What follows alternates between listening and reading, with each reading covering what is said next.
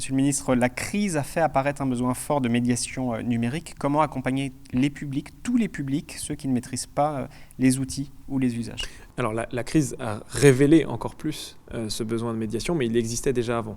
Ce qu'on estime, c'est un chiffre un peu à la louche, mais c'est qu'il y a à peu près 13 millions de Français qui ne se sentent pas à l'aise avec le numérique.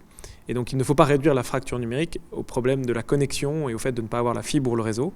Il y a beaucoup de gens qui, même s'ils ont la fibre ou le réseau, ne connaissent pas la grammaire du numérique, ne savent pas se créer un compte en ligne, ne savent pas remplir leur démarche administrative ou, pendant le confinement, télécharger une attestation de sortie. Et donc, plus que jamais, nous avons besoin d'accompagner ces Françaises et ces Français dans leurs usages, soit pour les former et les autonomiser, soit pour faire à leur place pour ceux qu'on ne réussira jamais à former. Concrètement, dans les prochaines semaines, dans les prochains mois, qu'est-ce que vous allez mettre en route? Comment votre feuille de route va appréhender ces enjeux-là? Alors, nous sommes en train de travailler, comme chacun sait, sur ce qu'il est convenu d'appeler la relance, le plan de relance. Et je pense que dans les grandes transformations qui doivent irriguer tout ce que nous décidons, il y a évidemment l'environnement. Mais l'autre grande transformation qui touche la vie de tous les gens dans leur quotidien, c'est la question du numérique. Et on doit faire en sorte de leur donner les capacités de tirer profit des transformations numériques et pas de le subir au quotidien.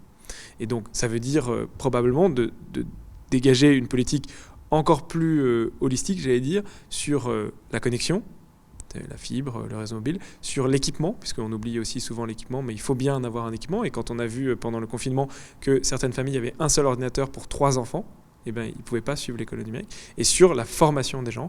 Donc c'est tout ce sur quoi nous sommes en train de travailler.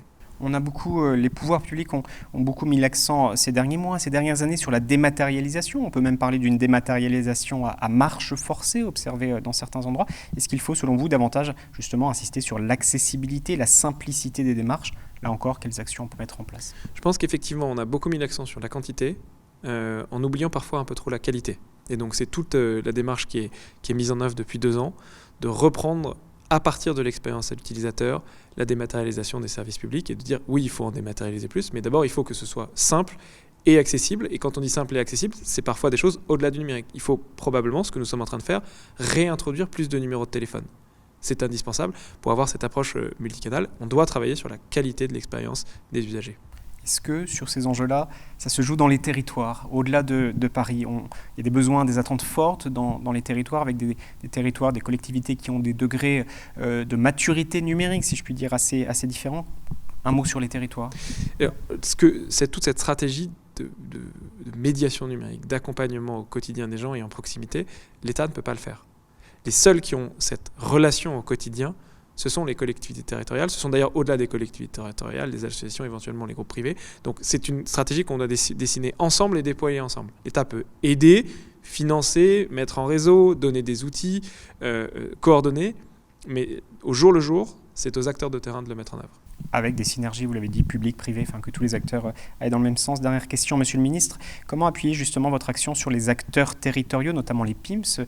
Votre échange va être diffusé notamment dans le cadre de ce colloque. Les PIMS, les points d'information médiation multiservices, dans lesquels sont notamment expérimentés un certain nombre de dispositifs, le pass numérique, sur ces enjeux, sur ces acteurs territoriaux, comment s'appuyer davantage, notamment les PIMS? Mais c'est en lien avec ce que je viens de dire, c'est-à-dire le travail des PIMS, il est remarquable.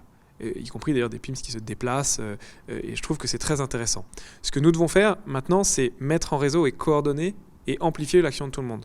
Les PIMS, les associations comme Emmaüs Connect ou comme l'action des tiers-lieux par exemple, l'action des collectivités territoriales.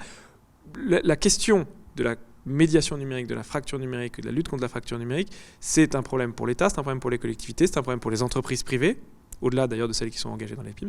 Et c'est cette action que nous devons mettre en cohérence. Mais encore une fois, on doit s'appuyer sur les acteurs de terrain, comme les collectivités territoriales ou les PIMS. Et les acteurs de terrain qui ont fait preuve d'une grande inventivité, créativité. On a vu depuis 2-3 mois des dispositifs très innovants, d'ailleurs, qui peuvent peut-être inspirer d'autres territoires ou le national.